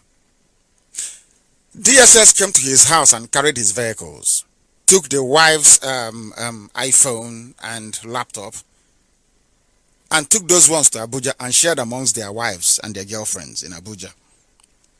Took Madubugu's cars and shared amongst their friends. And when there is something called list of evidence, when the list of evidence was presented before the court, those cars, the iPhone, the laptop, the cars did not form part of the evidence. Common sense tells you that when you go to somebody's house and you seize materials, anything that doesn't form part of the case, return it back to them. And do you know that the judge has ruled severally? Return his cars to him. They have not done so because they have distributed his cars to their friends in the north. And you're asking people to go and vote as if you're daft. Your brain doesn't work. You have not extracted any concession. Nothing whatsoever. Just go and vote. I don't know I don't know how God brought me to that part of the world, honestly. It's a very big shame. And which I understand that there was an apology by a lady called Candy Stallworth. Is that correct? There was a public apology from somewhere? Well, I saw what was written online and signed off by her, but I don't know how authentic it was. It is, I can believe it is authentic, because if it is not, she would have disputed by now. So I hereby announce that her suspension or her expulsion has been lifted, and she is once again reintegrated into the family of IPOB worldwide. If she has offended anybody, since she has apologized publicly, I also ask you to try and forgive her, so we can move on as one family. It is also very good, or should I say, that when they realize the errors of their ways and come back, we forgive them, because sometimes they don't know what they're doing. We leave them. I am not one that easily forgive people, but since she came out publicly to apologize to the family of IPOB worldwide, I do seriously recommend that we forgive her and move on from here. Very, very important, please, that you stop any form of personal attack against her and allow her to become part of this very family. Okay. This is Radio Biafra. How long have we been on air for now? Have we been here up to, it's going to 3 hours, is that correct? 3 hours? No, have we been up to 3 hours on air? No, it's not up to 3 hours. I doubt it very much. You want to sign up? No. Because our people are calling. Do you want to take calls? Yeah, you can take 1 or 2 calls if you like. Okay. Well, if anybody wants to call in to ask important questions, please, very important. You call in. The number is +4474 05 964146. +4474 05 964146. If you call on this number, of course, we will take your call. And please go straight to the point. Can you please call out the number very slowly so that our admin can pick it up from everywhere and make sure it is widely distributed? What was the number again, please? Slowly. The number is +44. Hello? Yeah, call on the phone. Can you hear me? Yes, I can hear you. Can you hear me? Yes. No, they've gone off. Have you taken another call, please? Yes, can you hear me? Yes, I can hear you. Good Yes. evening, Director. Good evening. Good evening, please. Where are you calling? Your name and where you're calling from? Yes, Director, my name is Wadatichi Wikemwanko. Right now, I reside in Aba, but I'm calling from Anambra now. I'm from Abake. Abake is in Ndoke, in Aba province. Thank you. Please go Director, ahead. I say, may people carry them. He Say, said, may people carry them, bless you.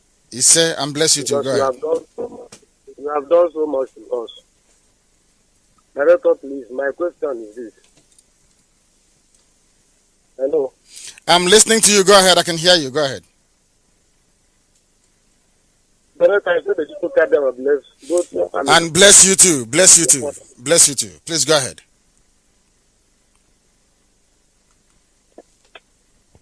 Can you hear? No, they can't. They cannot hear us. They can't. Please take the next person. I think he's waiting. There's always a delay. I keep saying this all the time.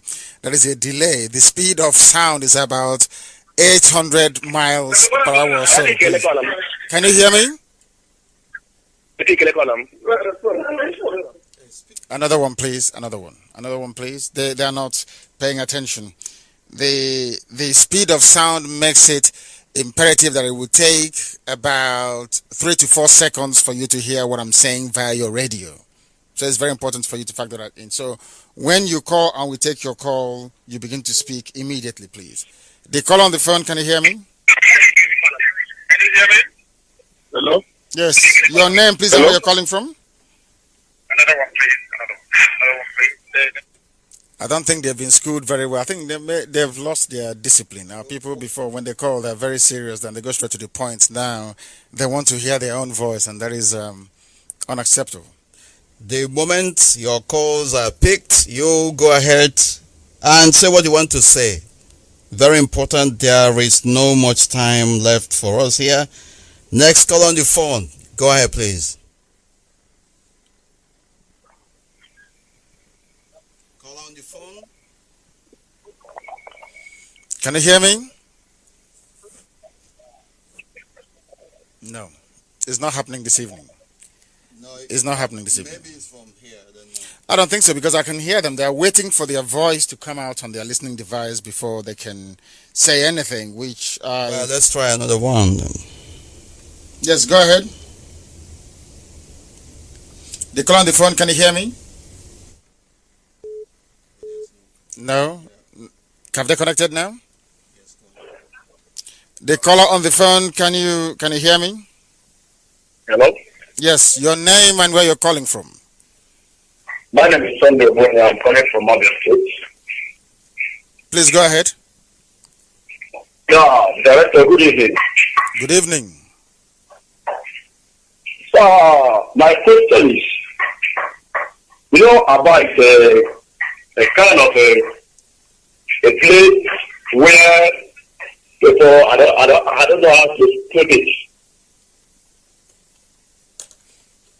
Go ahead, I'm listening. It's not like people who don't go to school because of some 5 naira or 2 naira the politicians are giving to them.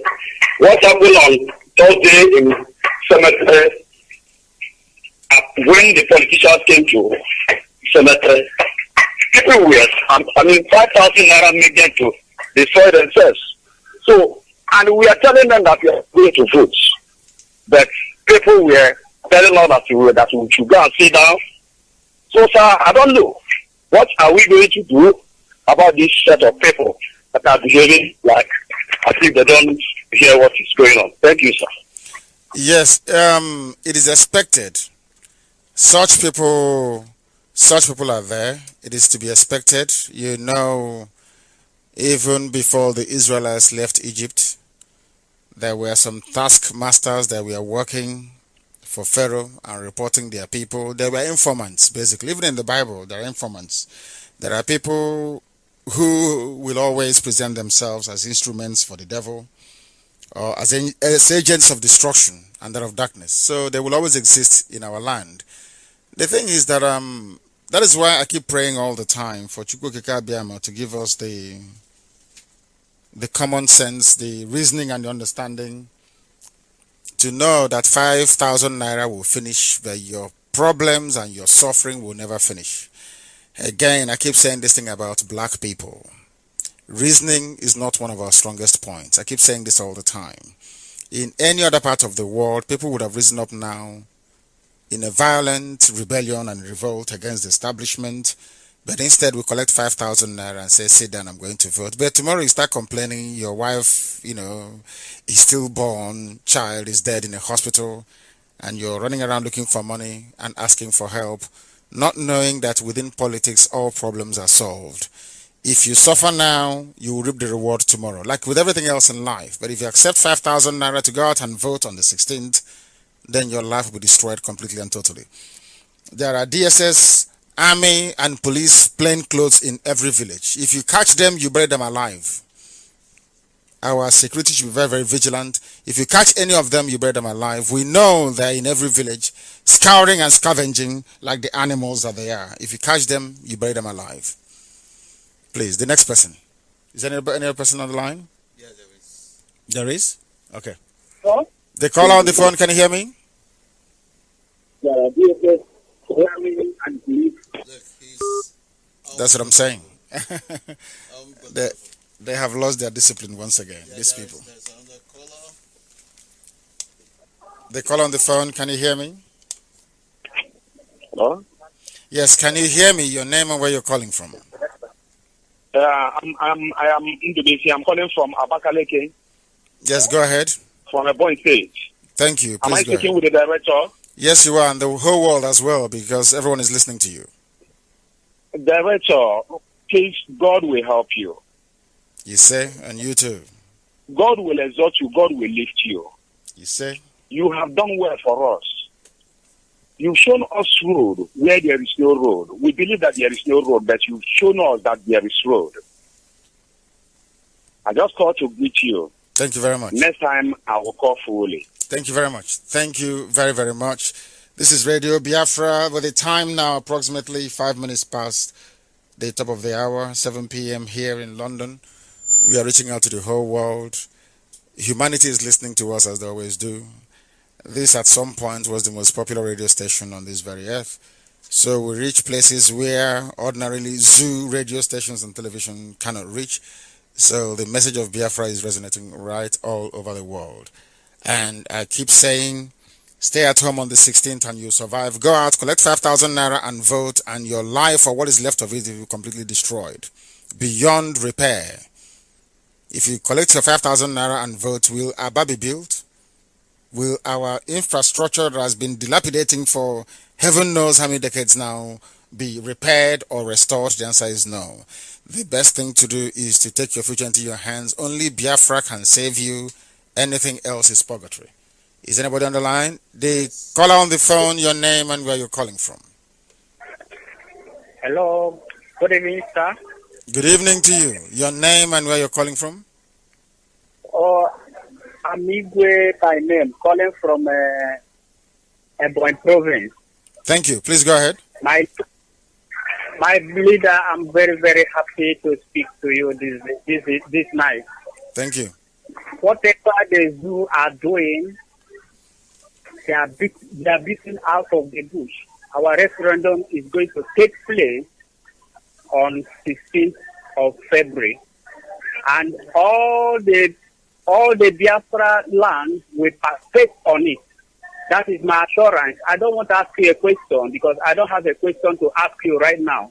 But I'm just telling you that we are much prepared for the seat at home coming 15th February.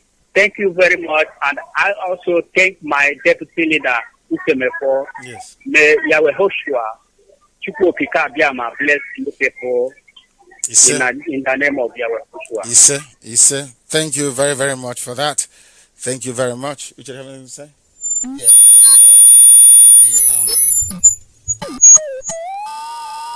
Static from that, yes. Go ahead. So what do you have to say? Yeah, it's regarding some of the questions that people have been asking. I think it's very important that we do one or two of them. Some people are still saying, even sending messages that Nnamdi Kanu is a coward. He ran away from prison. He left his colleagues and accepted bail terms. Not only that, he ran away when Python Dance came for him, and now even in Israel he could not stay there. He has come back to the United Kingdom. That people are dying on his behalf and all that. These are some of the questions. I mean, and then he went ahead to say, "Is it how a true leader should be behaving?" Who is this? Is it one of the people expelled from IPOB? One of the criminals expelled from IPOB? He's no. Well, Is he no. Yoruba, This is is he a Yoruba on man? Facebook. Is he Yoruba or is he? You see the name.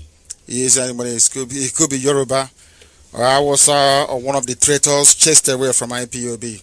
I wanted to ask the person what they have done in their life before, if they have confronted any authority before.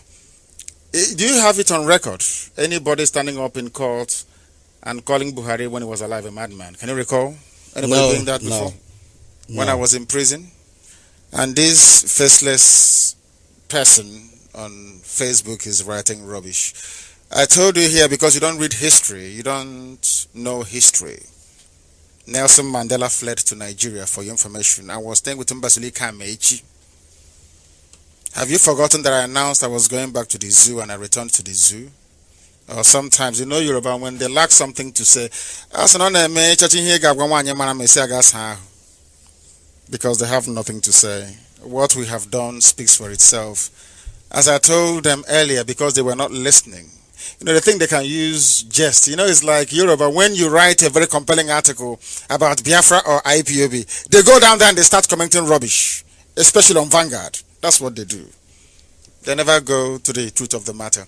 If you can point out one Yoruba man who's ever stood up in court to say what I said before, then I will concede to you. But there is none. Absolutely none. What to do is second to none. They came to my house to kill me, and they killed 28 of my men in the process. Unarmed person with my parents in my house. They sent a battalion. But I'm sure if they come to arrest you, they will send one yellow fever man controlling traffic. They sent a whole battalion of army, armored tanks, 2 fighter jets, 4 helicopters to my house. That tells you all that you need to know, assuming you have any common sense left. But I'm not sure you do. It could be one of those idle gossipers. And Boko Haram is dancing in their territory, and they run down to Biafra land. These are black people in Africa that cannot reason. Why do you think that we are colonized? Why do you think we are still being colonized till this very day? Why do you think we are drowning in the Mediterranean Sea? Why do you think we are dying in the desert trying to trek to Europe where we can survive? Bola Ahmed Tinubu that you worship today, do you know where he ran to? Did anybody come to his house? The answer is no. But he fled all the same. Janakina, they fled, isn't it? Everybody did, except Ekweme that stood by. I went home. I confronted the zoo. I went to their court. I defeated them. I broke 6 cordons of the army. At Abakaliki, I went to Ekulobi and I broke them into pieces, and I held my rally and I left. They couldn't contain me until they sent the army. Only when Nyanwodo, Okezi Bazo, Dave Omahi, and Obiano signed that I should be killed did they come to my house. So go and research your facts very clearly. And if you're a human being, you come out direct and call me live on Radio Biafra so I can decimate you. Please go ahead. Anyone else? Yes. There is another question of the election boycott. They are saying that the IPOB has shot herself in the legs for... Is the person educated? Signing up for boycotting election. I think it's very important. Ask this person, but you have been voting. Are things okay? If they say things are hunky-dory, things are perfect, then I will say I will lift the ban on boycott.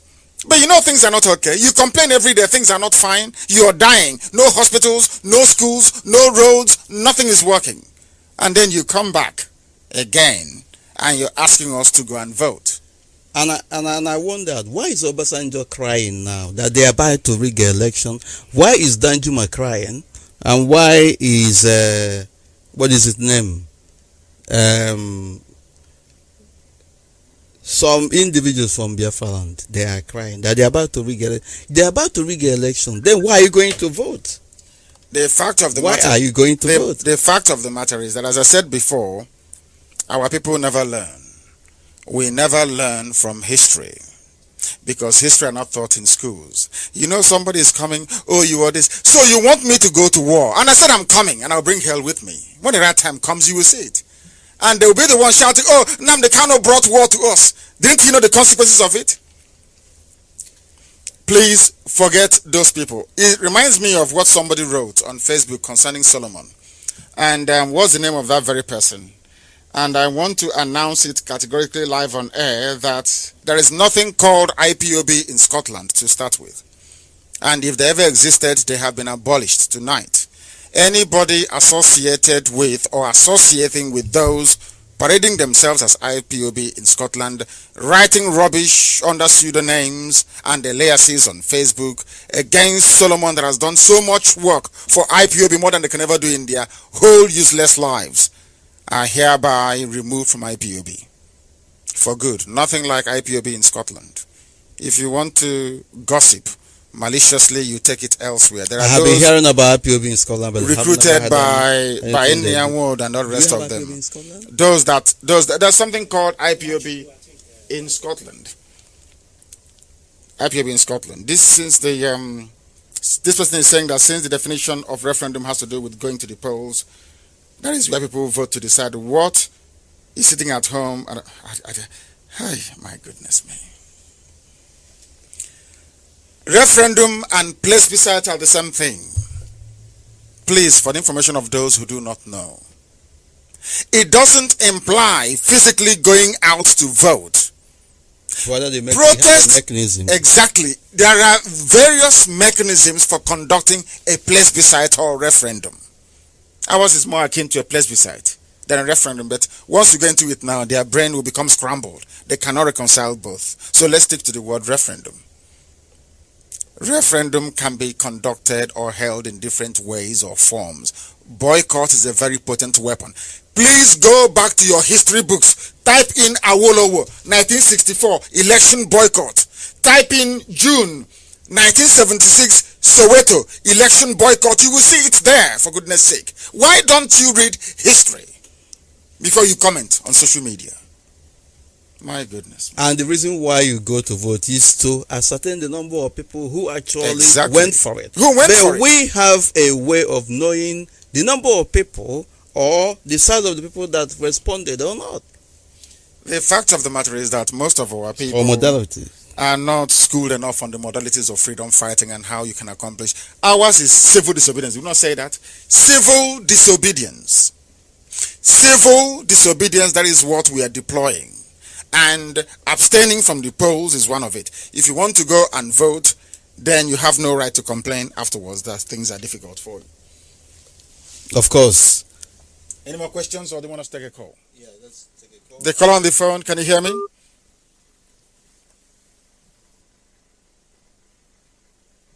The caller on the phone, can you hear me?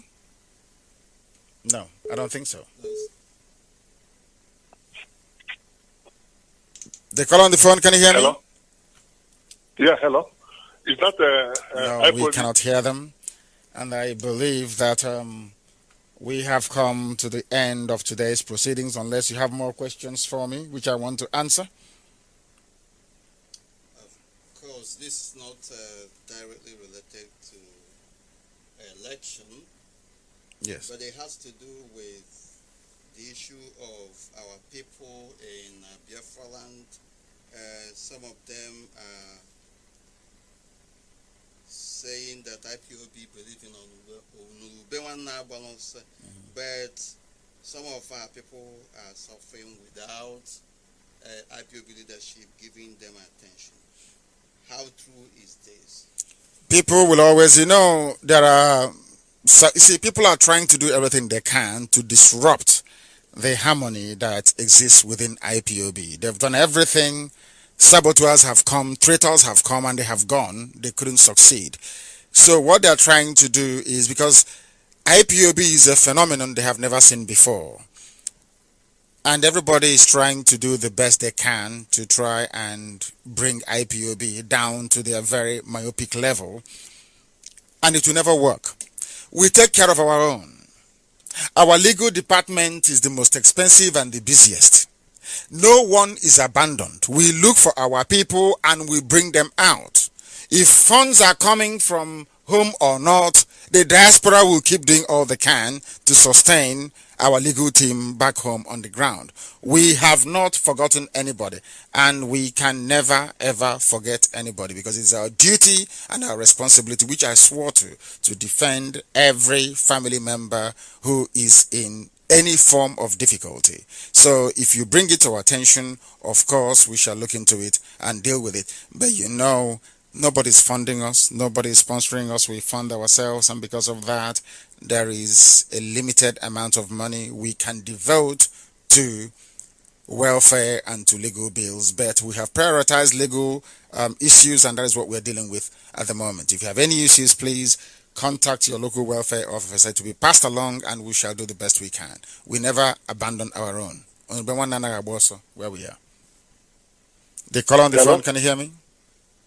Yeah, hello, yeah, I can hear you. Yes, go ahead. Good evening, Director. Good evening. Yeah, my name is Michael Chinedu. I'm from Switzerland, okay? Go ahead. I may get your speech most of the time, and most of the things in the coup is 100% correct. And this is since I noticed this more than 20 years ago, okay? And from your preaching and from your speeches and all those things, yeah, but the question is, after these things, I know, boycott, demonstration, these things, it's not working. Or any other strategy you on your own now to make sure that the people they get this information. You understand? Because even the Yorubas, because for me, I always know that not the Yorubas major problem the Igbo, so because anything actually they counter it because of their own benefit. You get what I'm saying? So apart from that, when you and those Yorubas they benefit, it's not even the whole Yorubas, it's those elites. You know, so it's any other way to disseminate this information so people can change their ideas. So because the Fulani they succeed in brainwashing every tribe in Nigeria to go against the Igbos. Yes. So that is my question. The thing is that we are doing the best we can, but don't forget. Yes, I know, yeah. Don't forget. Listen, don't forget that the Fulanis immediately after the war, they cleverly appointed their own people in positions. Everybody you see emerging in our place, either as a governor, as a senator, as a House of Reps member, or even in Ohaneze, we are all prearranged by Fulani Caliphate. They know those to bring. That's true. Now, there is something called consistency. This damage has been done for nearly 50 years, and we are trying to repair it. And for the past 6 years, we've been on air trying to fix it. And 4 of those past 6 years have been in prison or incommunicado. Do you understand? No, but so effectively... One second, please. Yeah. Let me tell you, for this last 6 years, you've been disseminating the information. Let me tell you, the information is going, but it's like going like drip, drip, drip. But people are aware, unlike like 10 years ago. But this communication for past 6 years, only the people are aware of what is happening. So don't think that the communication or maybe the broadcasting and people are not listening. Only many Nigerians, many of us, because before when I make this argument, people say this guy is he mad or is he crazy, you know? But with this your broadcast, only people are there away hand and then. You know, because there's common thing, like for me, like for some of us, you have a house as an Igbo man, alone on your village, maybe in Anambra State or so. You see somebody there, the person, you give the person money for living in your house. The Yoruba man, Lagos, he collects 500,000 or 1 million. So we pay double, with Igbos, we pay double, and this is the way they just created that Nigeria to be. So that's what I'm saying, open on when another strategy. I know it will take time, I believe in the next 6 years or 10 years, many people get aware of what is happening. Because I know, like the Deltans, the Benis, or those of them, they are following up. But the major problem one is the Yorubas. Yes, the only way to overcome them, in my opinion, is that we need to boycott the elections. That is number, and it works. The thing about it is that I can understand the impatience. We've been broadcasting for 6 years.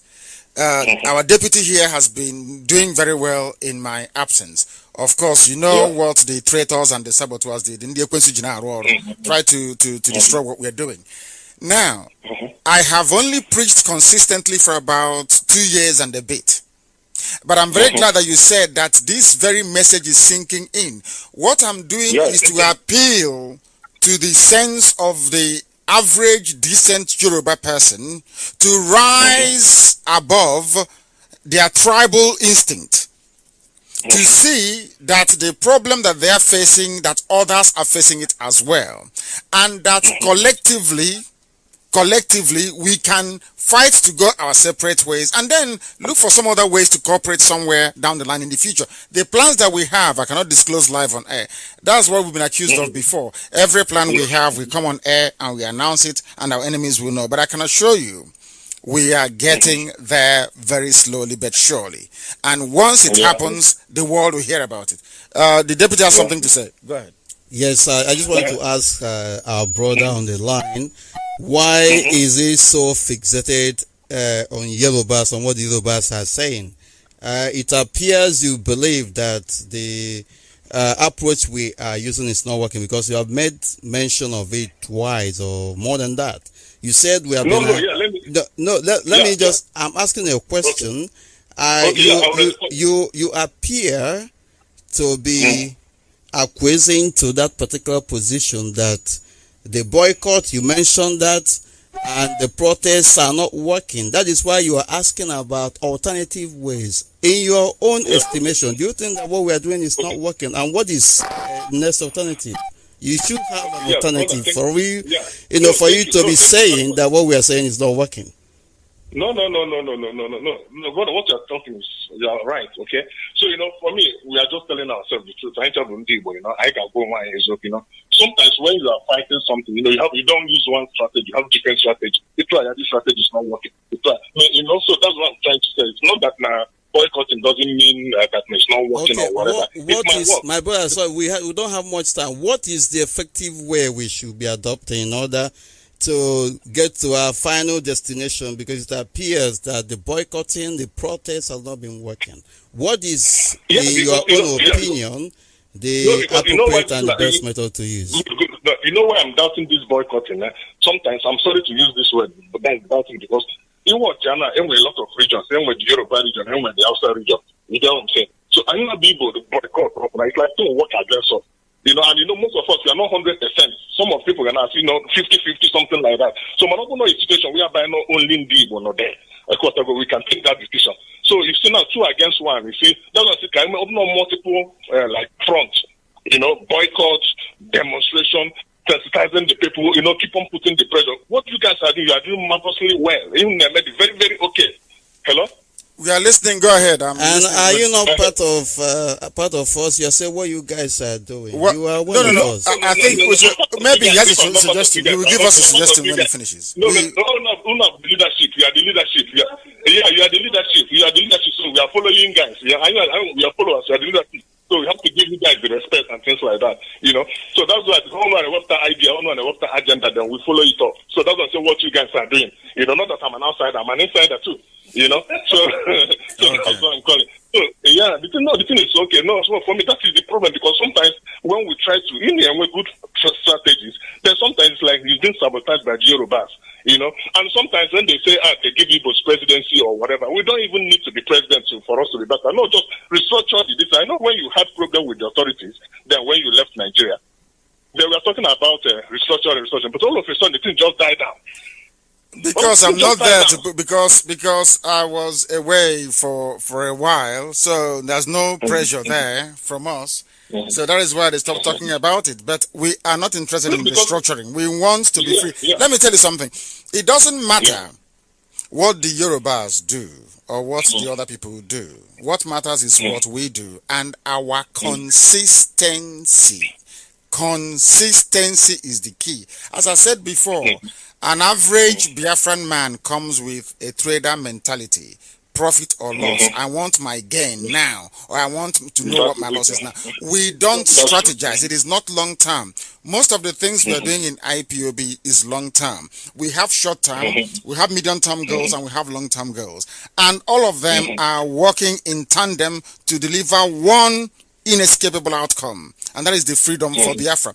I will ask our people to be a little bit more patient, because after this, when everything else fails, we'll have to fight our way out of the mess that we are in. That is what history teaches us, and that is what we are likely to do.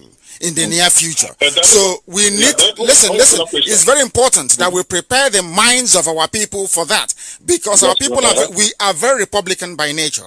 Everything we do within IPOB is geared towards making sure we carry everybody, or at least the majority of our people, along in all that we do. It is very, very critical we understand this.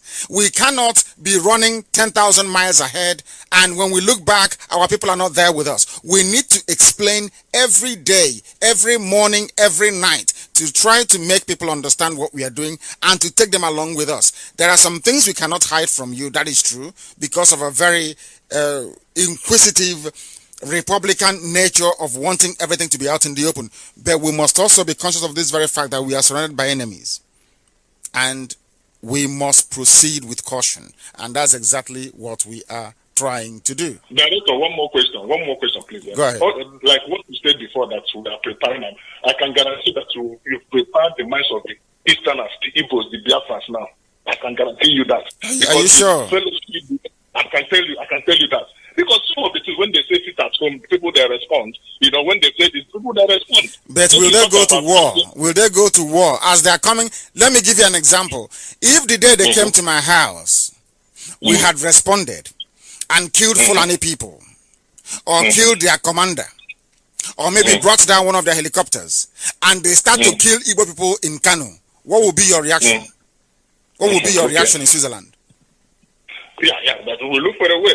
Either we contribute. Exactly. Let me tell you something. The amount of saboteurs and traitors we have now, some of them, you know that immediately during and after the war, a lot of our women were impregnated by Fulani and Hausa soldiers. Are you aware of that? A lot. Yeah, very. Even I leave the one in my compound. Exactly. And most of them, anytime you see somebody on Facebook go against what IPOB is doing, I can guarantee you 100% that Fulani Hausa knows about him. That I can assure and you. Again, and listen. So if we go to war now to be free, to defend ourselves, to be free, the amount of saboteurs we are going to contend with will be almost 100% more than what Ojukwu faced between 67 and 70. And then they were deadly. Imagine what they can do now. Imagine what they can do now. What we need to do is to focus on ourselves. Forget Yoruba, forget what our Hausa people are doing. We focus on Biafra and carry out our strategy, our approach until we are free. Let us not concern ourselves with those people. Yeah, Director, look at what I'm for me again, just a suggestion, okay? Like everything, since you have succeeded in sensitizing us now about this. No, do you think, I keep asking you this question, is the sensitization enough to follow me to go to war? The answer is no. Is it enough for us to go to war now? I want to know, it's not. Ordinary referendum, they are finding it difficult because of 5,000 naira. They cannot sit in one place for 12 hours. Imagine going to war. Good, yeah, no, wait, Director, listen. You know, you have to, like as a leader, you have to have that patience. It's not easy. When you talk about saboteurs, anywhere there is war, there are saboteurs all over the world. It's not peculiar with France or Nigerians or whatever. But what I'm trying to suggest is that if like the situation now, like you said, okay, now referendum because of 5,000. What if we want to? Okay, we have our this, and then let's go through a political wing to know whether we can consolidate. Because with that political wing, we can say, okay, this is the policy of our party. This is what we want to achieve. Anybody who wants to join the political party, you join, but you must follow our procedures and things like that, and our system and our manifesto. I agree with you.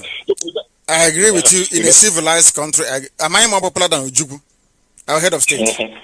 I'm not up to his shoes or his stockings.